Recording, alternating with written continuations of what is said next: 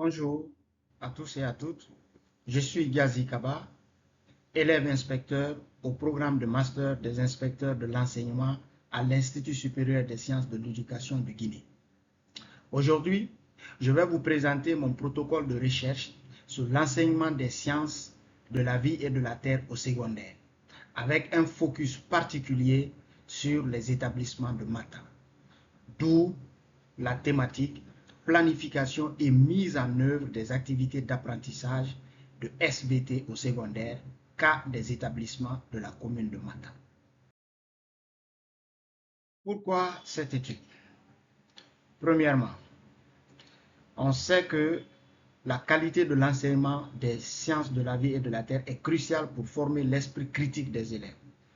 Mais cette qualité repose entièrement sur la planification solide et des stratégies pédagogiques adaptées. Deuxièmement, si les activités bien conçues stimulent l'intérêt et l'esprit critique, leur mise en œuvre sur le terrain se heurte à des défis très concrets. C'est précisément ce gap entre la pratique et la théorie que nous voulons investiguer. Notre objectif, troisièmement donc, est donc de plonger dans le contexte spécifique de Matam pour identifier ces défis locaux. Parce qu'une solution efficace doit être nécessairement contextualisée. Enfin, nous attendons de cette recherche des résultats opérationnels, améliorer la formation des enseignants, optimiser les activités en classe et fournir des données précieuses pour les décideurs politiques.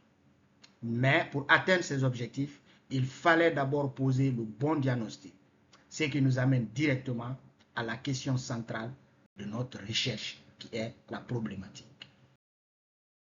Problématique et question de recherche. Notre question principale est: comment les activités sont-elles réellement conçues et mises en œuvre à Matam?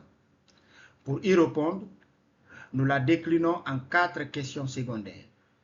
Quels sont les freins, les obstacles concrets rencontrés par les enseignants? Quelles stratégies utilisent-ils pour surmonter ces obstacles? On parle ici des boîtes à outils pédagogiques. Quel est le rôle déterminant des ressources, tant matérielles qu'humaines? Enfin, la question de l'action. Que peut-on proposer pour faire évoluer positivement cette situation? Sur la base de ce questionnement, nous avons formulé des hypothèses, c'est-à-dire des pistes de réponse que notre enquête va s'attacher à vérifier. Alors, hypothèse de recherche. Nous proposons 3 hypothèses principales. D'abord, l'expertise de l'enseignant est un levier essentiel pour une planification de qualité. Ensuite, l'efficacité des activités dépend directement de la disponibilité des ressources. Enfin, un environnement de soutien pédagogique favorise la diversité et l'engagement des élèves. Ces hypothèses nous conduisent naturellement à définir des objectifs de recherche. Notre objectif principal est d'analyser finement les pratiques de planification et de mise en œuvre des activités. L'idée est de pouvoir proposer à terme des améliorations concrètes. Plus précisément, nous voulons décrire ce qui se passe réellement en classe, identifier les difficultés rencontrées, mesurer l'impact des ressources disponibles et proposer des solutions pédagogiques réalistes et adaptées. Pour guider cette démarche, nous nous appuyons sur des cadres théoriques solides en didactique des sciences.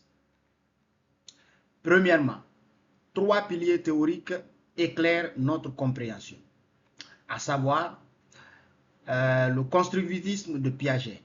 Il nous rappelle que l'élève n'est pas passif, il construit activement son savoir à travers ses expériences. Deuxièmement, le socio-constructivisme de Vygotsky. Ici, l'accent est mis sur les interactions sociales et sur la méditation comme moteur de construction des connaissances. Troisième pilier, la théorie des situations didactiques de Brousseau. Elle propose des situations où le savoir prend tout son sens, avec des enjeux didactiques précis. Notre recherche s'ancre dans des travaux fondateurs. Elle s'inspire ainsi des situations problèmes de Brousseau pour concevoir des activités engageantes. Elle intègre l'idée d'Astolfi où l'erreur est formatrice, surtout en sciences. Les approches de légende, Mérieux et Develay nous aident à penser une pédagogie différenciée. Bien sûr, une pédagogie qui respecte les intelligences multiples des élèves. Enfin, Reuter nous invite à une approche interdisciplinaire, ce qui est très pertinente pour les sciences de la vie et de la terre. Tous ensemble, ces auteurs constituent le socle théorique de notre étude. Ce socle se traduit visuellement dans un schéma conceptuel qui résume notre démarche. Voici une visualisation synthétique de notre protocole à travers ce schéma conceptuel. Nous partons des ressources et du contexte. Nous observons leur impact sur les pratiques de planification des enseignants. Ces pratiques influent la mise en œuvre en classe et donc la qualité des apprentissages des élèves. Notre étude cherche à mesurer ces liens avec en ligne de mire des propositions d'amélioration. Des propositions utiles pour la formation des enseignants et pour des politiques éducatives ainsi que pour les décideurs politiques. Je vais maintenant vous présenter la méthodologie adaptée pour cette recherche. Cette recherche adopte une approche descriptive et analytique, ce qui nous amène en 6 étapes. La première étape, qui est l'exploration, qui va se dérouler dans la commune, dans les établissements de la commune de Matam, et l'échantillon est constitué par les élèves, les enseignants, les chefs de groupe technique. Ensuite, la collecte des données se fera par questionnaire, interview et observation des enseignants en situation de classe. Le traitement des données pour le traitement des données, nous utiliserons des logiciels comme Excel, Python, SPS ou R. Et l'analyse, n'est-ce pas, l'analyse des données sera faite de manière statistique et qualitative pour dégager des tendances solides. Ensuite, la présentation des données se fera sous forme de tableaux et de graphiques. Et enfin, la diffusion des résultats lors d'une soutenance de mémoire. Les résultats attendus de cette recherche. Ce travail devrait permettre d'identifier les forces et faiblesses actuelles de l'enseignement des SVT dans la commune de Matam. Il permettra aussi de mettre en lumière les pratiques pédagogiques plus efficaces dans ce contexte-là. Les résultats visent à proposer des recommandations concrètes pour améliorer les conditions d'apprentissage. Enfin, ils contribueront à renforcer la formation continue des enseignants. Pour terminer cette présentation, je vais conclure et présenter quelques recommandations. En conclusion, ce protocole cherche à améliorer la qualité de l'enseignement des sciences au secondaire.